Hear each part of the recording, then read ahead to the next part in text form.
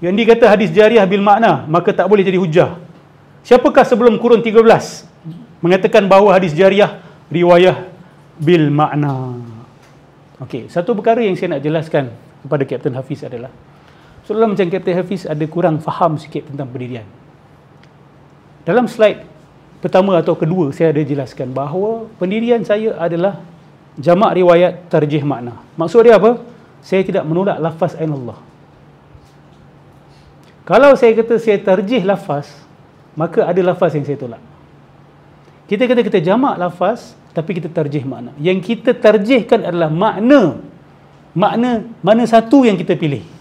Lafaz kita tak tolak. Kita tidak tolak lafaz ainullah. So tidak perlu untuk kata bahawa pendirian saya ini tidak sama dengan pendirian Imam An-Nawawi, Ibn Hajar Al-Asqalani, Al-Baihaqi. Sebenarnya kalau tengok betul-betul, dia tidak berbeza. Sebab apa? Sebab Imam An-Nawawi, Al-Baihaqi, Ibn Hajar ataupun Al-Qurtubi, dia mentarjihkan makna. Makna apa yang dia pilih daripada Allah? Adakah di mana Allah lokasi Allah? Tidak. Dia mentarjihkan makanah, status, darajat Allah Subhanahu Wa Taala. So diorang pun melakukan tarjih makna. Dan diorang pun isbat lafaz. Itu pun saya buat juga. Saya mentarjihkan makna dan isbatkan lafaz. Kita tak tolak lafaz Allah tu, tapi makna mana satu yang betul ni? Adakah makna bertanya lokasi Allah?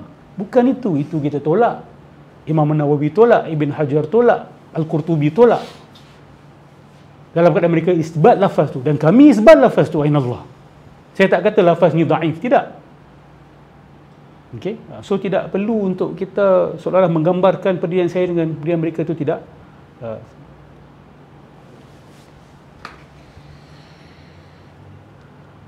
Okey. Kemudian lafaz ainallah itu boleh jadi hujah tak? Lafaz ainallah dengan maksud tempat tak boleh jadi hujah. Lafaz ainallah dengan maksud posisi, status boleh jadi hujah. Khalas. Okey. Konsisten tak? Jamak riwayat tarjih makna. Okey. Kemudian ini menarik sahabat-sahabat. Dalam keadaan Kapten Hafiz seolah-olah macam nak mengkritik saya, sebenarnya dia lagi mengukuhkan pendirian. Kita tengok. Okey. Kapten Hafiz kata, saya menukil daripada Ibn Hajar. Ibn Hajar kata, aina kat situ menunjuk kepada makna, bukan tempat. Ya, betul. Itu kita punya pendirian juga. Itu Ibn Hajar Al-Asqalani juga punya pendirian. Dia kata, baca bawah sikit lagi. Ibn Hajar Al-Asqalani isbatkan ainallah. Betul lah. Saya tak kata Ibn Hajar menafikan ainallah. Dan sebenarnya kalam dekat bawah tu bukan kalam Ibn Hajar, tapi kalam Al-Qurtubi yang dinukil oleh Ibn Hajar Al-Asqalani. Now, look at what Imam Qurtubi said, yang dinukil oleh Ibn Hajar Al-Asqalani. Betapa konsistennya ulama Asy'ariyah ni dengan pendirian mereka. They have a principle, they hold on to it, and their principle tidak bercanggahan dengan satu sama lain. Okey, hadis ini, okey, Ibn Hajar, dia bukan bawah sikit, dia dalam hadis lain, tapi dalam Fathul Bari juga. Ya. Apabila Ibn Hajar sedang mensyarahkan hadis la syakhs aghyaru minallah, tidak ada syakhs yang lebih cemburu daripada Allah Subhanahu Wa Taala. So Ibn Hajar menjelaskan perbezaan pandangan. Imam Khattabi kata ini lafaz yang silap, dia kata. Sepatutnya betul la ahad aghyaru minallah. Sebab syakhs ni kalau dalam bahasa Arab sesuatu yang ada jisim, yang berbadan, yang murakkab. Itu makna zahir dia. So Imam Khattabi kata ada silap pada lafaz. Ibn Hajar tak setuju. Ibn Hajar kata dalam Sahih Muslim pun ada guna lafaz la syakhs. So dia tak setuju dengan pandangan Imam Khattabi. Imam Khattabi kritik terus, lafaz tak betul, perawi silap. Kan? Ibn Hajar kata tak, perawi tak salah, lafaz ni ada, tapi kita takwil. So dia bawa kalam siapa? Dia bawa kalam Al-Qurtubi. So dia isbat lafaz tu, la syakhs. Boleh kata la syakhs, tapi dengan maksud la ahad. Kan? Sebab syakhs tu boleh bermaksud la ahad. Lepas tu dia bawa kalam Al-Qurtubi. Tengok apa Al-Qurtubi kata. Walaupun Al-Qurtubi dia pun ada rasa macam tak kena dengan batakan syakhs ni, tapi Al-Qurtubi kata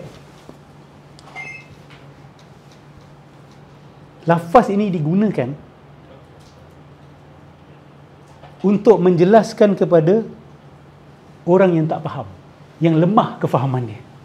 Sama dengan lafaz ainallah yang Nabi tanya kepada Jariyah. Al-Qurtubi nak kata bahawa lafaz tu sebenarnya dia tak sesuai untuk rata-rata orang. Dia hanya sesuai untuk selamatkan akidah orang yang ada slow sikit. That means you going around asking ainallah, ainallah, ainallah ni as if you are saying that everyone is stupid. Jadi semua orang low IQ, lemah kefahaman. Itu bukan akidah rasmi sahabat-sahabat. Kalaupun kita terima lafaz ainallah itu, seperti yang saya kata, kita tak tolak. Kalau kita terima ainallah itu yang Nabi tanya kepada Jariyah itu, khas untuk Jariyah itu sebab dia slow, IQ level dia rendah, ataupun dia tak faham bahasa dan percakapan dia pun tak clear. So nak selamatkan dia daripada mentaktil sifat Allah, sebab mungkin minda dia tak boleh terima sesuatu yang tak wujud di dalam tempat, di luar tempat. Kan orang awam bila dengar first time dia, apa ni? Tak ada di dalam alam, tak ada di luar alam. Sedangkan itu yang benar. Tapi kalau you say that to certain people, they may reject God. So Al-Qurtubi kata sebab tu Nabi guna lafaz Allah. Sama juga dengan la syakhs. Walaupun ada problem sikit dengan terma tu, tapi sesuai dengan level minda dia. So you nak main Allah, Allah, Allah ni, okey. Tapi tu level orang low IQ. Orang yang kusur faham, kefahaman dia ada lambat, rendah. Biar, tak ada masalah. Kan? It's like explaining dengan budak between 5 tahun dengan 50 tahun. Tak sama, tak sama. Kita nak jelaskan kepada budak Allah bukan di luar alam, bukan di dalam alam. It's not easy. But it's not, I'm not saying that they cannot understand, they can. Macam saya eksperimen dengan anak saya sendiri. Saya kata, Allah, you rasa Allah kena tunggu ke? Besok, lusa, kan? Semalam Allah buat apa, kan? Of course lah, first time dia orang kata, mestilah kan?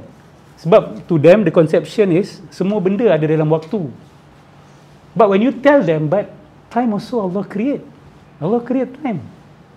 He's his creature. Takkan he's bounded by his own creature. They can start thinking already. Oh, betul juga. Kalau begitulah time, begitu juga space. They can understand. It's not impossible for them to understand.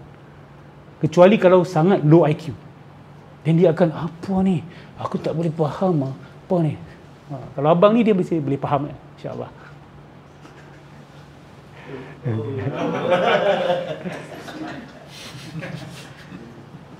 So, ini pandangan Imam Al-Qurtubi. Jadi dalam keadaan Kapten Hafiz nak seolah-olah mengkritik pendirian saya, dia lebih mengukuhkan lagi pendirian kami. Kalaupun kita terima lafaz Allah itu, tapi untuk orang yang betul-betul susah nak faham, untuk selamatkan diri daripada ta'til, untuk selamatkan diri daripada reject. Faham?